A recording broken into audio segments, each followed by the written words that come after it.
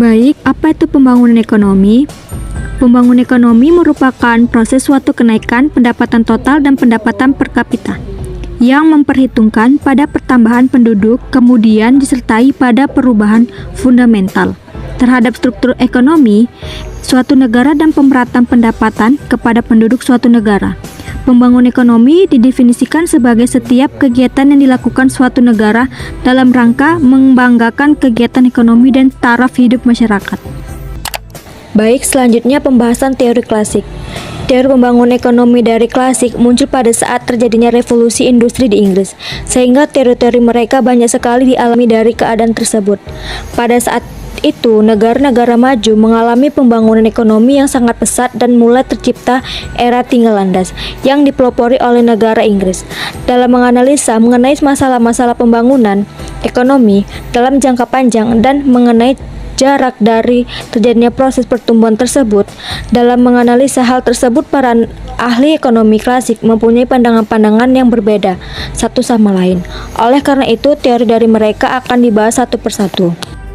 Tokoh-tokoh teori klasik pengembangan ekonomi menurut Adam Smith ialah suatu kebijaksanaan yang sifatnya memberikan kebebasan yang maksimal kepada para pelaku dalam perekonomian untuk melakukan kegiatan yang disukainya dengan minimalkan campuran tangan pemerintah dalam perekonomiannya. Selanjutnya, menurut David Ricardo dalam analisanya mengenai proses terjadinya pertumbuhan ekonomi menjelaskan bahwa pada awal jumlah penduduk sangat rendah dan kekayaan alam masih melimpah. Dan selanjutnya menurut Thomas Robert Malthus berpendapat bahwa proses pengembangan tidak terjadi dengan bersendirinya, tetapi memerlukan usaha yang konsisten dari rakyat. Pertumbuhan penduduk saja tidak cukup untuk melangsungnya pembangunan ekonomi. Justru pertumbuhan penduduk adalah akibat dari proses pembangunan. Pertumbuhan penduduk akan meningkatkan kesejahteraan rakyat jika pertumbuhan tersebut meningkatkan permintaan efektif.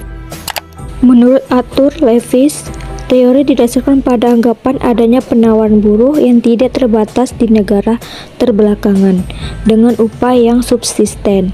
Selanjutnya, menurut Marx menekankan bahwa perubahan sosial dan ekonomi adalah hasil dari konflik kelas dan perkembangan teknologi.